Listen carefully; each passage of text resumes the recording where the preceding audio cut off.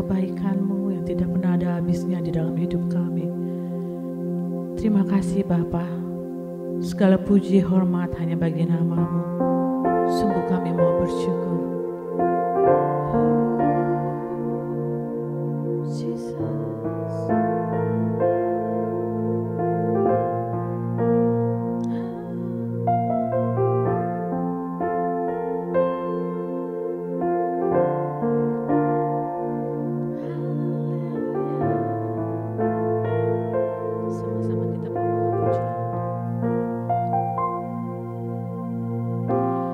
Banyak yang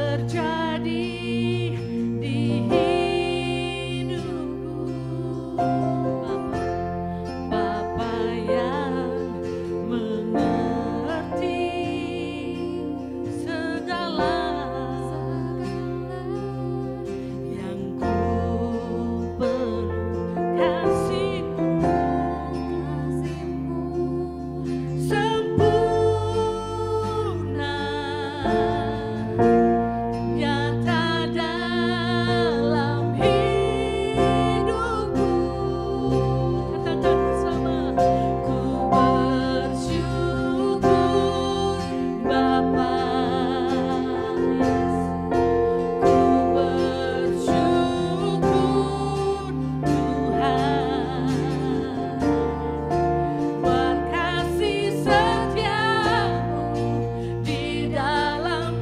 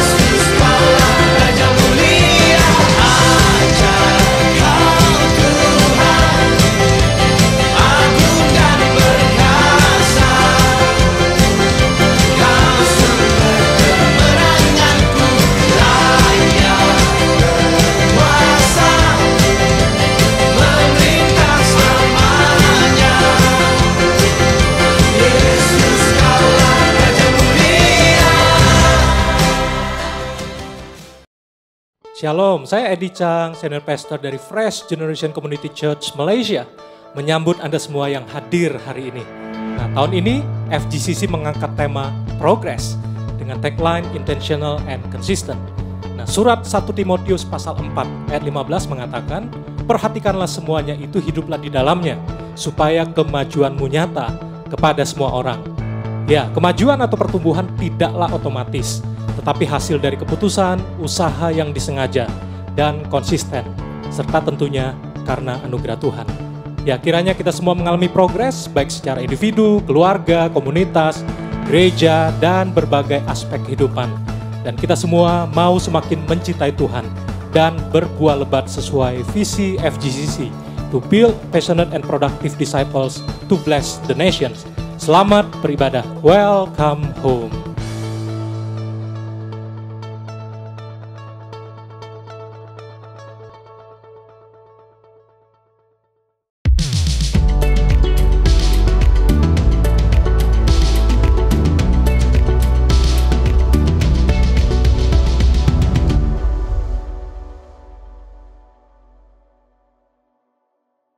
Shalom FGCC, selamat hari Minggu dan selamat datang di dalam Fresh Online Service 7 Februari 2021.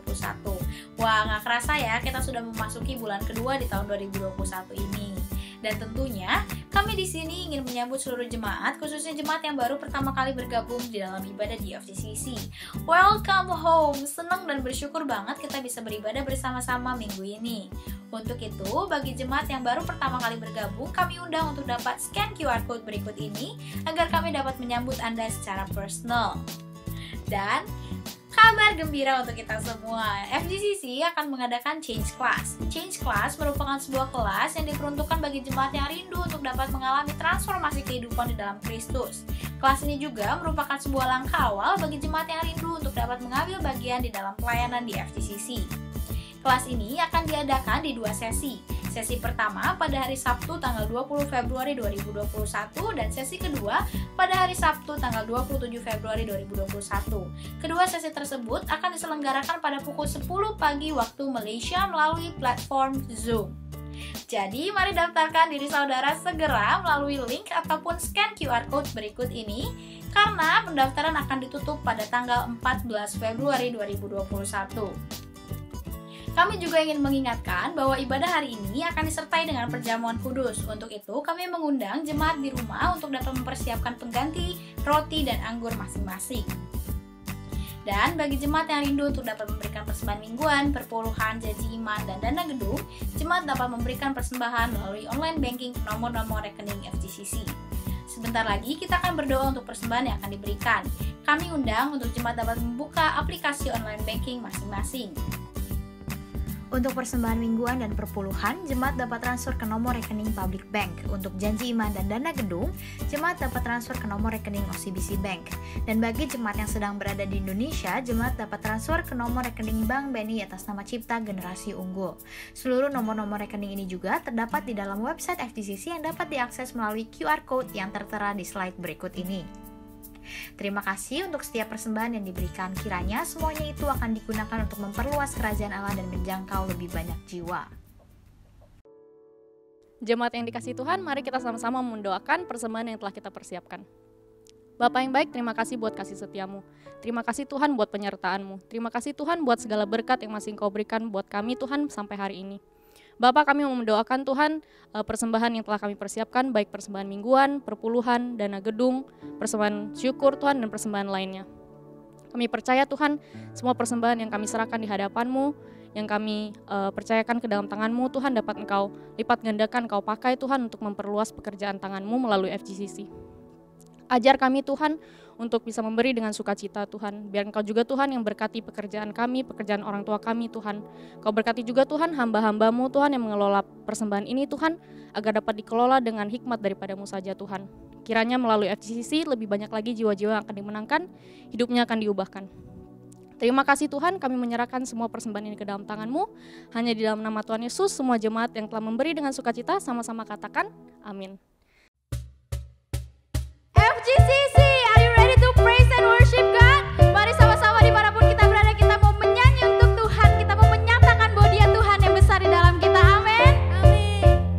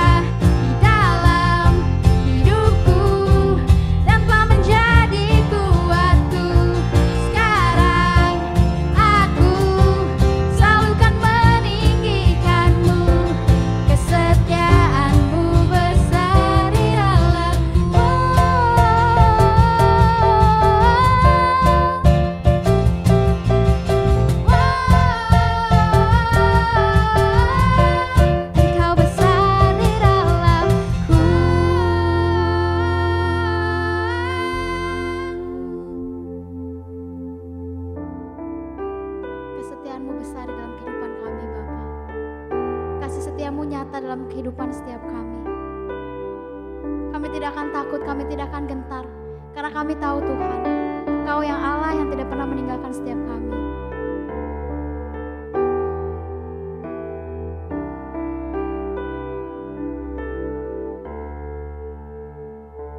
Though I walk through the valley, I will not fear. There's no need to worry, for I know you're near. You never leave me, and you never will.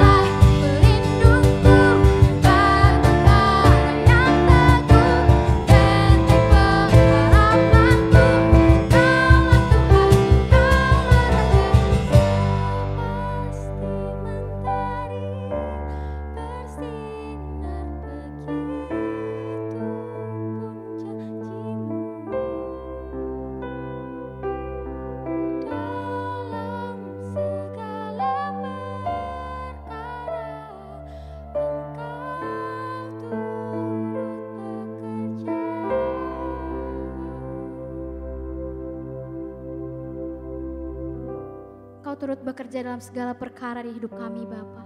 Bahkan sampai saat ini Tuhan kami ada, semua karena berkat anugerah kemurahan-Mu Yesus. Terima kasih Tuhan, terima kasih Yesus untuk kesetiaan-Mu, untuk kebaikan-Mu, untuk cinta kasih-Mu Tuhan dalam setiap kehidupan kami.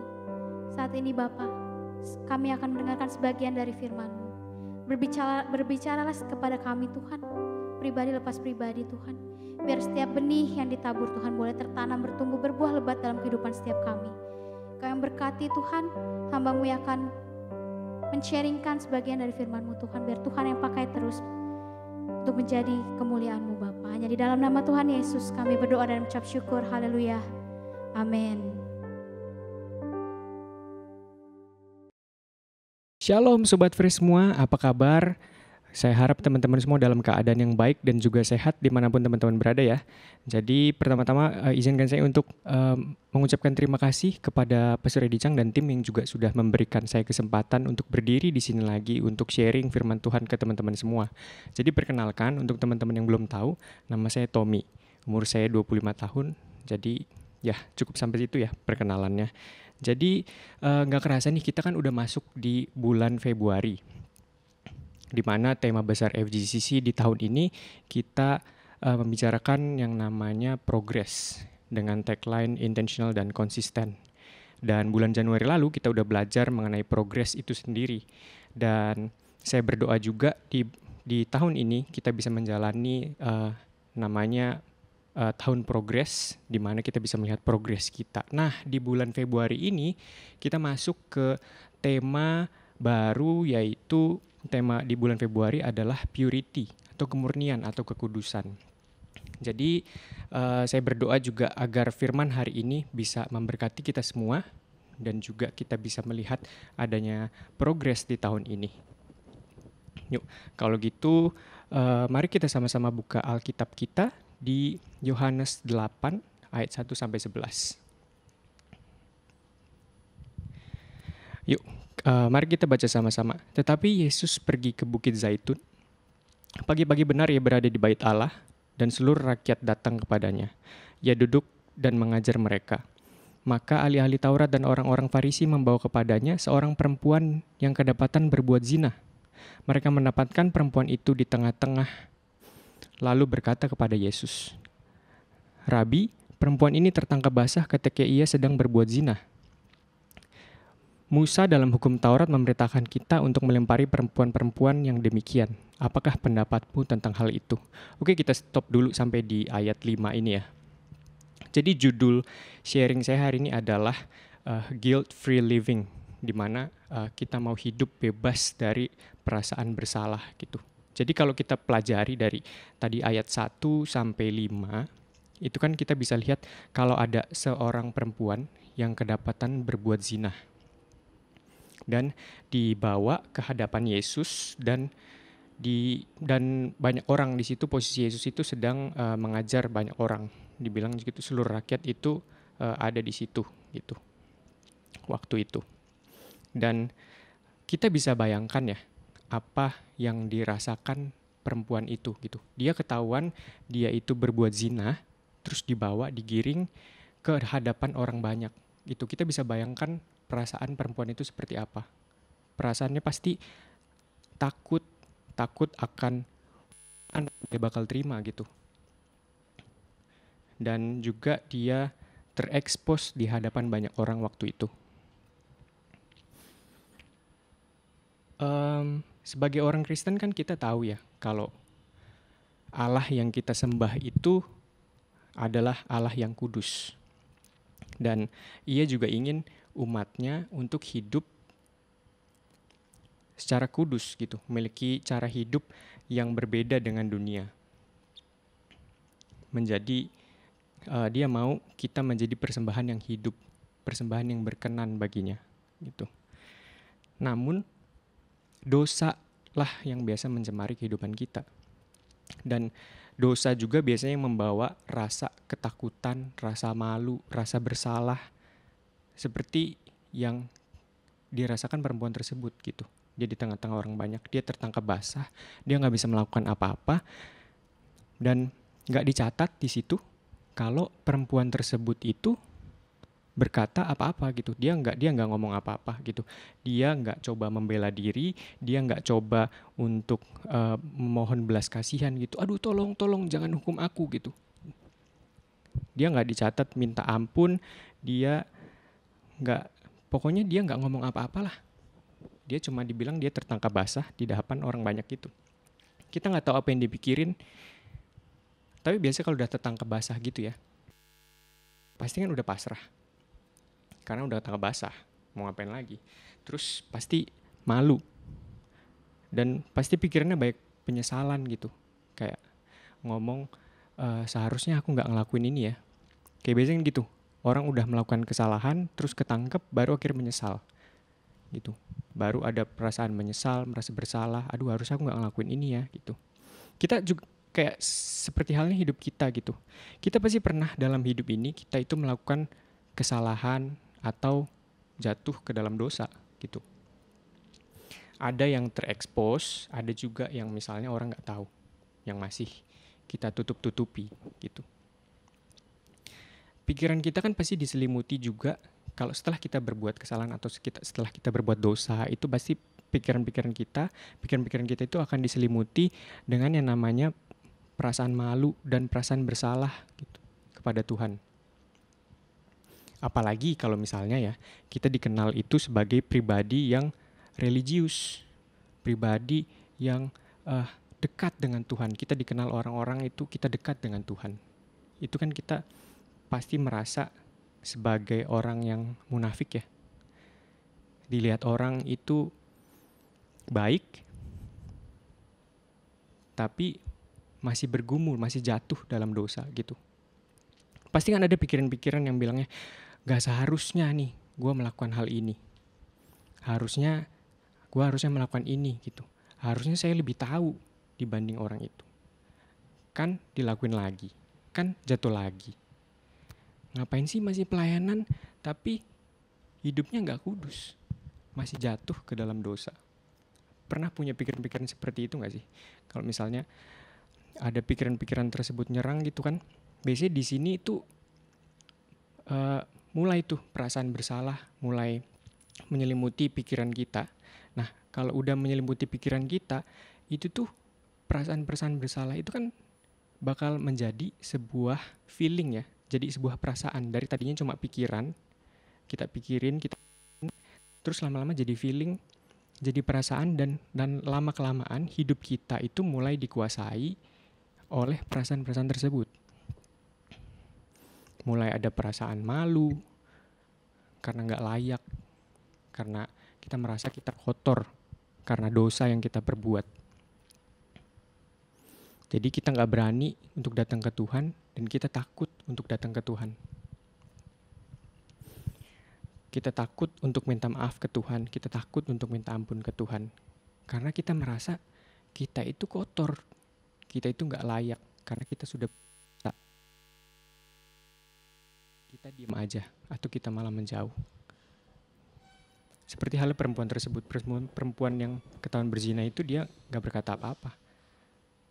Karena kalau dipikir-pikir juga, saya tuh udah salah gitu. Jadi memang sepatutnya saya dihukum gitu. Tapi semakin lama kita terus membiarkan hidup kita dikuasai oleh perasaan tersebut ya, maka hidup kita itu gak bisa maksimal. Karena bukan hanya hubungan kita dengan Tuhan aja yang terbatas, karena banyak juga aspek lain yang akan dipengaruhi juga oleh perasaan-perasaan tersebut. Membuat hidup kita tuh jadi mandek. Gak bakal ada progres yang kita lihat di hidup kita itu kalau kita memiliki perasaan-perasaan bersalah, perasaan malu itu. Dan tadi kan saya bilang mandek. Kalau hidup kita udah mandek, hidup kita jadi mandek, hubungan kita itu bisa sama Tuhan itu bisa jadi lebih hancur. Hidup kita juga bisa jadi lebih hancur karena jatuh dari Tuhan. Karena pikiran kita itu, pikiran dan hati kita sudah dicemari oleh perasaan-perasaan yang tadi itu, perasaan bersalah, perasaan malu, yang membuat kita itu gak bisa menikmati hadirat Tuhan. Kita gak bisa lagi dengar suaranya Tuhan. Karena suara-suara itu tuh yang kita dengerin jadinya. Kita jadi nggak bisa dengerin suara Tuhan seperti apa gitu. Kita bisa jadi jalan sendirian, berkelana sendiri, makin jauh sama Tuhan. Nah, keindahan dari perikop ini itu adalah kemampuan yang luar biasa dari Yesus untuk mendemonstrasikan kasih karunia-Nya gitu. Menurut saya ini adalah perikop yang sangat keren ya, karena hal yang dilakukan Yesus itu sangat keren lah menurut saya. Jadi hal yang sangat keren yang juga bisa mengajarkan kita gimana kita itu bisa hidup bebas dari perasaan bersalah. Jadi ayo kita lanjut di ayat 6 ya. Tadi kan kita berhenti di ayat 5. Di ayat 6 mari kita baca sama-sama. Mereka mengatakan hal itu untuk mencobai Dia, supaya mereka memperoleh sesuatu untuk menyalahkannya. Tetapi Yesus membungkuk lalu menulis dengan jarinya di tanah. Dan ketika ia terus-menerus bertanya kepadanya, ia pun bangkit berdiri lalu berkata kepada mereka, "Barang siapa di antara kamu tidak berbuat dosa, hendaklah ia yang pertama melemparkan batu kepada perempuan itu." Lalu ia membungkuk pula dan menulis di tanah. Tapi setelah mereka mendengar perkataan itu, pergilah mereka seorang demi seorang, mulai dari yang tertua. Akhirnya tinggallah Yesus seorang diri dengan perempuan itu yang tetap di tempatnya. Jadi kalau kita stop sampai di ayat 9, ini kan suatu hal yang tidak lazim gitu ya. Lagi ditanya-tanya, Yesus itu nggak menjawab. Jadi saat ahli Taurat dan orang-orang Farisi bertanya-tanya, kan Yesus ditanyain tuh, ini kalau zaman dulu tuh, zamannya Musa itu, zamannya hukum, kita tuh diajarin kalau perempuan-perempuan yang berbuat seperti ini itu harus dilemparin pakai batu, gitu. Tapi Yesus nggak jawab, dia malah membungkuk. Aduh, saya nggak bisa niruin membungkuk di sini ya. Tapi kayak dia membungkuk dan dia menulis di tanah dengan jarinya. Itu menurut saya hal yang keren. Kenapa? Karena saat dicobai, Yesus itu saat misalnya ada intimidasi, Yesus bisa mendengar, tapi Yesus nggak menjawab mereka. Jadi poin saya yang pertama adalah gimana kita bisa hidup bebas dari perasaan bersalah adalah guilt-free living. Gimana kita bisa hidup bebas dari perasaan tersebut adalah yang pertama, ignore the intimidation and focus on God. Jadi kalau kita pelajari dari Yesus bisa mendengar tapi Yesus nggak menjawab mereka gitu.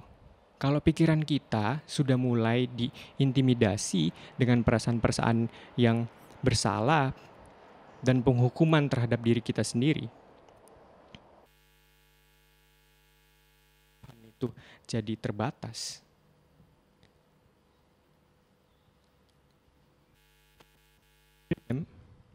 The intimidation, but you don't have to agree with them. Kita nggak perlu setujui, kita nggak perlu, kalau misalnya kita tahu kita nggak bisa melawan itu. Kalau posisi Yesus bisa menjawab. Dan setelah itu nanti kan dia jawab barang siapa. Kalau kita tidak bisa menang dari itu, kita bisa dengar, tapi kita abain aja. Kita nggak perlu setuju dengan apa yang intimidasi itu katakan. Dan juga setelah itu Yesus berdiri dan berkata kan, barang siapa di antara kamu yang tidak berdosa, hendaklah ia yang pertama melemparkan batu ke perempuan itu. Tapi nggak ada yang ngelemparin batu ke perempuan itu. Kayak Yesus bilang, lu pada yang nggak berdosa silakan lemparin batu ke perempuan itu. Sok duluan. Terus Yesus bungkuk lagi, nulis lagi. Mungkin perempuan itu juga udah mikir ya, kira-kira hukuman apa gitu yang bakal dia dapat. dia pasti merhatiin Yesus juga dong. Dia pasti ngelihat waktu orang-orang Farisi sama ahli Taurat nanya-nanyain Yesus, pasti dia fokus ke Yesus dong. Pasti dia melihat Yesus dong. Karena apa yang dikatakan Yesus saat itu akan menentukan hidup atau matinya. Apakah dia dihukum apa enggak. Dan hukuman apa gitu ya misalnya kalau dia terima.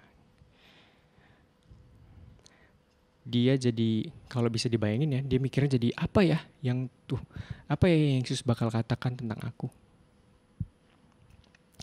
Tapi Yesus bilang, barang siapa di antara kamu tidak berdosa, hendaklah ia melemparkan batu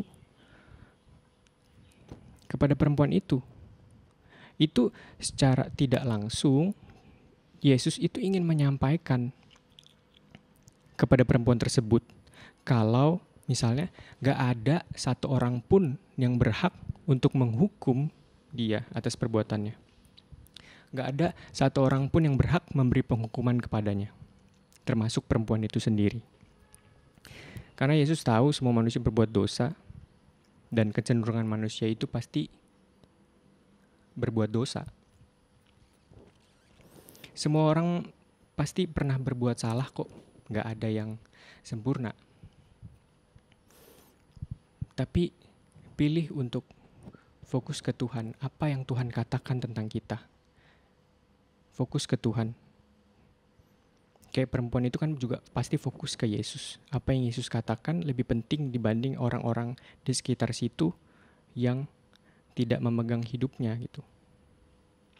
Apa yang Yesus katakan kan akan menentukan apa yang terjadi dalam kehidupannya. Bisa gak kita juga lebih fokus kepada Tuhan seperti perempuan itu, yang fokus juga tentang apa yang Yesus katakan. Kalau kita perhatikan juga ya, Yesus itu sama sekali nggak menyinggung mengenai apa yang diperbuat perempuan tersebut. Dia nggak nanya, kenapa kamu melakukan itu, hai perempuan? Nggak, dia nggak nanya itu. Tapi yang saya tahu adalah Yesus mengasihi perempuan tersebut.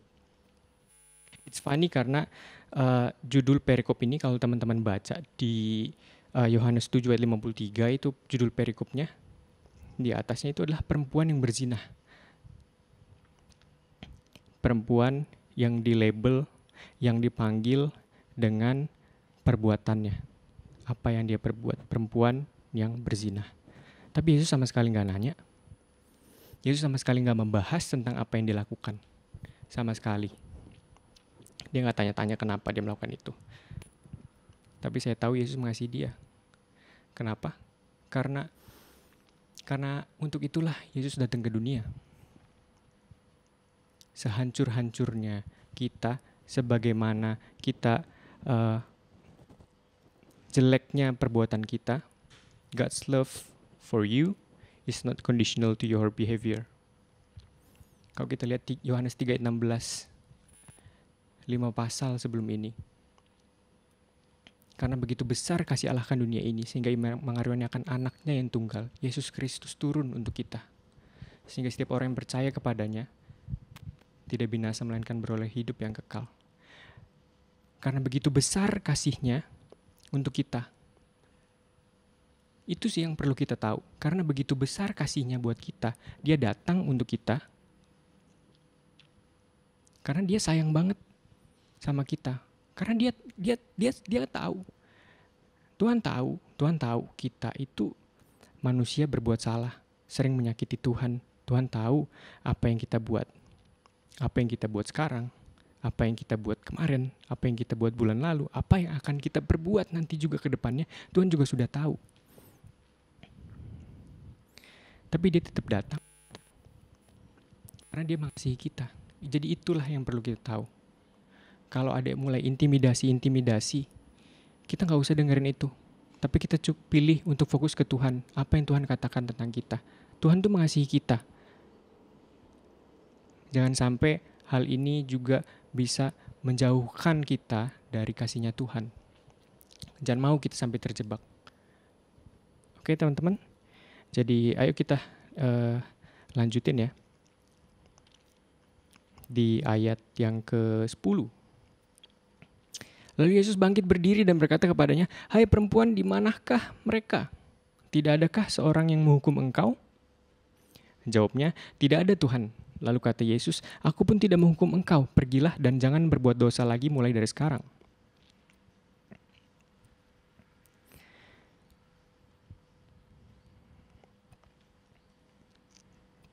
Di versi NIV kita bisa baca di ayat yang 11b. Then neither do I condemn you, Jesus declared. Go now and live your life of sin. Setelah semuanya ditunggu-tunggu untuk, kan Yesus bilang untuk melemparkan batu, tapi nggak ada yang melemparkan batu. Dan Yesus nanya, di manakah semua orang itu? Semua orangnya pergi. Cuma sisa perempuan itu. Dia nanya, gak adakah satu orang pun yang menghukum engkau? Dan perempuan jawab, tidak ada Tuhan. Dan Yesus jawab, aku pun tidak menghukum engkau.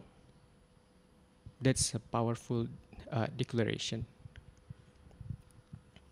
Jadi, if you're struggling with addiction, know that Christ doesn't condemn you.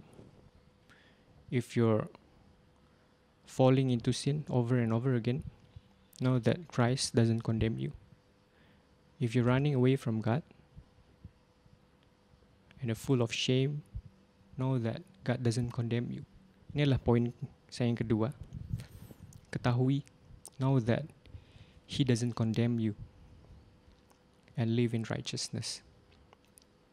Aku pun tidak menghukum engkau.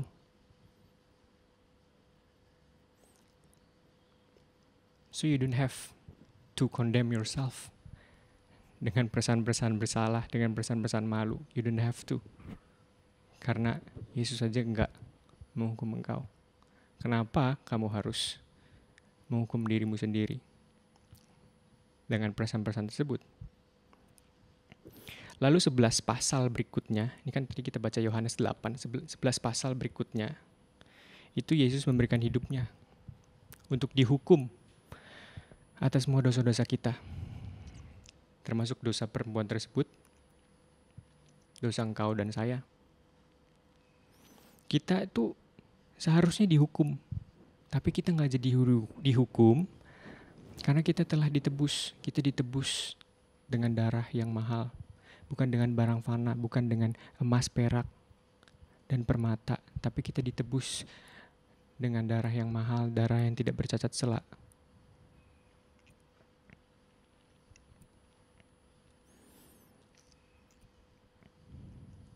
Kita jadi dipisahkan dari dosa kita. Karena dosa-dosa kita semua diarahkan kepada Yesus.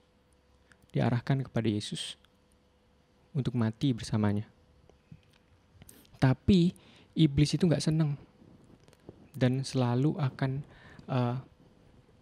menteror kita, mengintimidasi kita dengan kesalahan-kesalahan kita with our failings. Untuk membawa perasaan bersalah dan perasaan malu itu untuk memfokuskan semuanya itu ke apa? Ke kita, untuk memfokuskan semuanya ke kita dan bukan fokusnya ke Tuhan. Jadi kan kalau kita mulai diintimidasi itu kan jadinya oh nih karena lu berbuat ini, karena lu berbuat ini, karena lu berbuat ini gitu. Lu nggak layak karena lu berbuat ini, berbuat itu. Jadinya kita fokus ke diri kita sendiri. Tapi Tapi it's not about what you have done, but it's about what He has done. Apa yang udah Dia lakukan itu lebih penting daripada apa yang sudah kita lakukan. Karena semuanya sudah ditebus. Jangan sampai perasaan-perasaan tersebut juga sudah dibawa mati bersama Yesus. Sudah ditebus semuanya. Jadi perasaan-perasaan itu bukan dari Tuhan. Perasaan-perasaan yang membawa engkau lebih jauh dari Tuhan itu bukan perasaan yang dari Tuhan. Jadi jangan berfokus kepada apa yang telah kita lakukan, tapi berfokus apa yang Tuhan telah lakukan untuk kita. Dan ketahui kalau Dia tidak menghukum kita. He doesn't condemn you.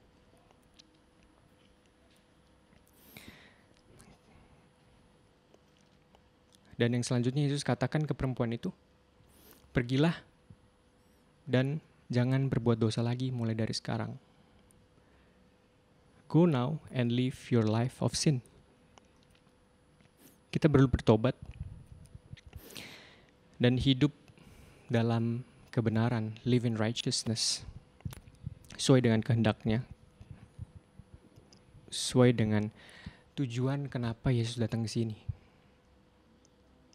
Tujuan Yesus datang ke sini adalah untuk menyelamatkan kita yang seharusnya dihukum, supaya kita itu bisa hidup dalam kebenaran dan memiliki persekutuan dengan Tuhan. Saya akan tutup dengan satu ayat di 2 Korintus 5 ayat 21. Mari kita baca versi NIV-nya. God made him who had no sin to be sin for us, so that in him you might become the righteousness of God.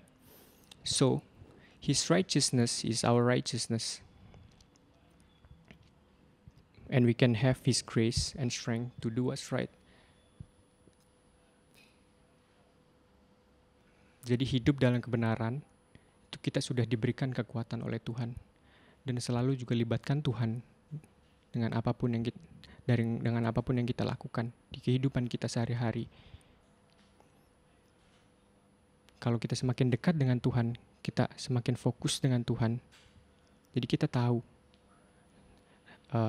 pandangan Tuhan terhadap kita seperti apa. Jadi kita gak akan kalah dengan perasaan-perasaan bersalah itu, tapi kita bisa merdeka dari perasaan-perasaan itu, dan kita bisa hidup bebas dari perasaan-perasaan tersebut. Guilt-free living. Jadi ketahui kalau Tuhan itu punya rencana yang besar untuk hidup kita semua, dan Tuhan itu rindu biar kita terus bisa dekat sama Dia setiap hari, semakin dekat, terus juga mengalami kemajuan dalam kehidupan kita bersama dengan Dia. Dan semakin kita dekat sama Tuhan tuh kita semakin tahu yang benar yang mana dan yang salah yang mana, yang berkenan di hati Tuhan yang mana. Semakin kita dekat dengan Tuhan juga, tadi saya bilang juga, semakin kita memiliki kekuatan untuk hidup di dalam kebenaran. Hidup kita bisa jadi hidup yang berkenan untuk Tuhan, menjadi persembahan yang berkenan untuk Tuhan. Tuhan menghendaki kita untuk bebas datang kepadanya. Apapun, setelah melakukan apapun itu, melakukan kesalahan sekalipun, dan mengakuinya dengan hati yang tulus, dan menerima pengampunannya, karena semuanya sudah ditebus. Karena Tuhan ingin hidup kita, karena Tuhan ingin kita hidup bebas dari perasaan-perasaan tersebut, dan hidup di dalam kebenaran sesuai tujuan Dia datang ke dunia ini. Yuk, kalau gitu mari sama-sama kita tundukkan kepala, mari kita berdoa. Tuhan, mengucap syukur atas hari ini. Aku berdoa untuk semua anak-anak-Mu, Tuhan, agar kami semua, ya Tuhan, bebas datang kepada Engkau, ya Tuhan, walaupun kami melakukan banyak kesalahan, banyak dosa, ya Tuhan. Kami tahu Engkau tidak menghukum kami, ya Tuhan. Biar semua intimidasi itu kami tidak dengarkan, ya Tuhan, tapi kami hanya fokus, ya Tuhan, dengan apa yang Engkau katakan terhadap kami, ya Tuhan. Karena Engkau begitu mengasihi kami, ya Tuhan. Jadi kami gak mau mendengarkan perasaan-perasaan bersalah itu, ya Tuhan. Guilt and shame itu kami gak mau diintimidasi itu. Kami gak mau hal ini jadi membuat kami jauh dari Engkau, ya Tuhan. Biar Engkau berkati kami, ya Tuhan, agar kami juga bisa selalu hidup dalam kebenaran dan mengetahui kalau Engkau tidak menghukum kami. Biar Engkau memberikan kami kekuatan, ya Tuhan, untuk selalu bisa dekat dengan Engkau, ya Tuhan. Biar kami gak malu juga, ya Tuhan, untuk datang Engkau, ya Tuhan. Karena kami tahu Engkau mengasihi kami, bukan karena kami melakukan sesuatu, bukan karena kami melakukan hal yang baik, bukan karena kami melakukan hal yang buruk. Karena kami tahu apapun yang kami lakukan gak berpengaruh. Gak berpengaruh semuanya, karena kasih-Mu sudah mentok untuk kami, karena Engkau sudah mati untuk kami, ya Tuhan. Mengucap syukur, ya Tuhan, atas firman hari ini. Kau memberkati teman-teman Fresh Youth semua di sini, ya Tuhan, agar hidupnya bisa bebas dari perasaan-perasaan bersalah, bisa bebas dari perasaan-perasaan malu, dan juga hidupnya bisa mengalami progres di tahun ini, ya Tuhan, bisa semakin dekat lagi dengan Engkau. Biar kuserahkan semuanya di dalam tangan-Mu, Yesus, hanya di dalam nama Yesus Kristus. Kami sudah berdoa dan ucap syukur. Haleluya. Amin. Hari ini di minggu yang pertama bulan Februari kita akan melakukan perjamuan kudus. Mari kita siapkan anggur dan roti sejenisnya. Dan saya akan bacakan firman Tuhan dari 1 Korintus pasal 11 ayat 26. Sebab setiap kali kamu makan roti ini dan minum cawan ini, kamu memberitakan kematian Tuhan sampai ia datang. Jadi barang siapa dengan cara yang tidak layak makan roti atau minum cawan Tuhan, ia berdosa terhadap tubuh dan darah Tuhan. Karena itu hendaklah tiap-tiap orang menguji dirinya sendiri dan baru sesudah itu ia makan roti dan minum dari cawan itu. Mari kita sebelum menerima perjamuan kudus kita siapkan hati kita dan minta ampun kepada Tuhan atas dosa pelanggaran kita. Dan kalau ada seorang yang kita ingat kita membenci mereka, kita ada dendam, ada kepahitan, mari lepaskan pengampunan. Ya, sebut nama mereka dan ampuni dan doakan di hadapan Tuhan. Dan kalau kita yang berkumpul dengan keluarga boleh mendatangi pasangan, anak-anak kita dan saling memaafkan, minta pengampunan daripada Tuhan dan juga saling mendoakan. Mari periksa hati kita supaya kita sungguh-sungguh bereskan hati kita sebelum kita menerima perjamuan kudus ini. Terima kasih Tuhan, pada hari ini Tuhan kami datang di hadapan Engkau, ampuni setiap dosa kesalahan kami dan siapkan kami untuk menerima perjamuan kudus. Biarlah Tuhan kami menghargai apa yang sudah Engkau lakukan buat kami 2000 tahun yang lalu. Terima kasih Bapak buat kesempatan kami boleh melakukan perjamuan kudus ini. Dalam nama Yesus. Mari jemaat yang dikasihi oleh Tuhan kita angkat roti atau sejenisnya dengan tangan kanan kita tinggi di atas kepala. Dan dengarkan firman Tuhan. Sebab apa yang telah kuteruskan kepadamu telah aku terima dari Tuhan. Yaitu bahwa Tuhan Yesus pada malam waktu ia diserahkan. Mengambil roti dan sesudah itu ia mengucap syukur atasnya. Ia memecah-mecahkannya dan berkata, inilah tubuhku yang diserahkan bagi kamu, perbuatlah ini menjadi peringatan akan aku. Terima kasih Yesus buat tubuhmu yang sudah dihancurkan, dipecahkan buat kami dan bersyukur untuk kematian-Mu di kayu salib untuk menebus dosa kami. Kami akui di tangan kami, roti melambangkan tubuh-Mu, kami bersyukur untuk kematian-Mu Tuhan dan kami mau terima dengan ucapan syukur dalam nama Yesus. Mari kita makan bersama.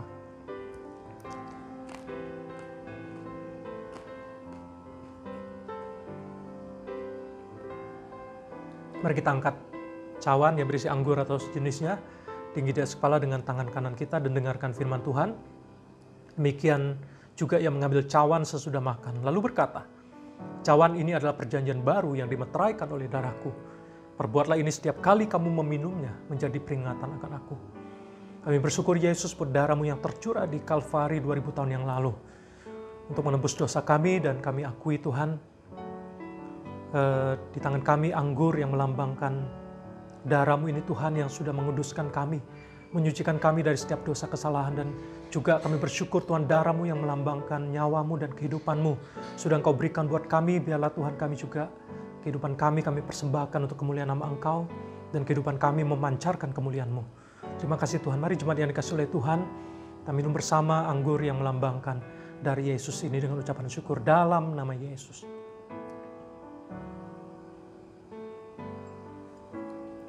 Terima kasih Tuhan buat perjamuan kudus ini. Kami ada kesempatan saat ini Tuhan di rumah masing-masing. Secara online kami masih bisa beribadah dan mengingat Engkau melalui perjamuan kudus ini Tuhan. Terima kasih Bapa buat ibadah hari ini. Kau juga memberkati seluruh umat-Mu. Yang sakit Engkau sembuhkan, yang lemah Engkau kuatkan. Yang sedang menunggu jawaban doa daripada Engkau menyatakannya. Yang sedang mencari pekerjaan, mereka boleh menemukan pekerjaan yang terbaik. Biarlah Tuhan apapun jadi pergumulan mereka, hari ini mereka boleh mengalami kemerdekaan di dalam Engkau. Biarlah Engkau hadir semakin nyata dalam kehidupan kami Tuhan. Kami terus berdoa untuk kondisi Malaysia, Indonesia, dan semua negara Tuhan yang dilanda oleh pandemi COVID-19. Berdoa untuk vaksin yang sudah dijalankan boleh bermanfaat, berfungsi dengan sebaik mungkin Tuhan. Berkati pemerintah yang ada, kepolisian, tentara, rumah sakit, dokter, tenaga medis, berkati mereka di dalam nama Yesus. Terima kasih Bapa buat ibadah hari ini dan juga bersyukur untuk setiap volunteer yang melayani, berkat-Mu dicurahkan dalam hidup mereka, semakin melayani semakin sukacita. Dan Kau balas jeripaya mereka dalam Tuhan tidak pernah sia-sia. Berkati juga untuk persembahan yang sudah diberikan, persembahan mingguan, perpuluhan, janji iman, apapun bentuknya, biarlah Tuhan Kau yang memberkati dan membalas setiap tangan-tangan yang memberi. Berkati pekerjaan kami, pekerjaan orang tua kami dimanapun mereka berada.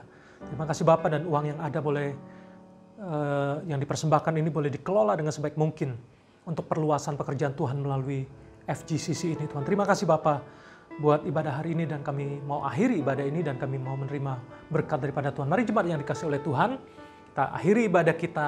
Mari arahkan hati pikiranmu, angkat kedua tanganmu dan terima berkat daripada Tuhan.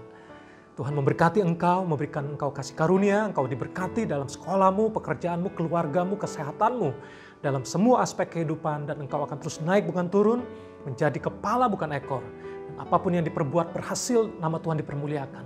Terimalah damai sejahtera dari Allah Bapa, keselamatan dari Tuhan kita Yesus Kristus, penghiburan, pertolongan, kuat kuasa daripada Allah Roh Kudus menyertai kita semua, mulai hari ini seterusnya selama-lamanya, sampai Maranatha, sampai Tuhan Yesus datang kedua kali. Terimalah berkat ini dalam nama Yesus, kita yang percaya. Mari sama-sama katakan, amin. Tuhan memberkati, stay safe, stay healthy, stay connected with God and with community. Have a great Sunday dan selamat beraktivitas, and God bless you.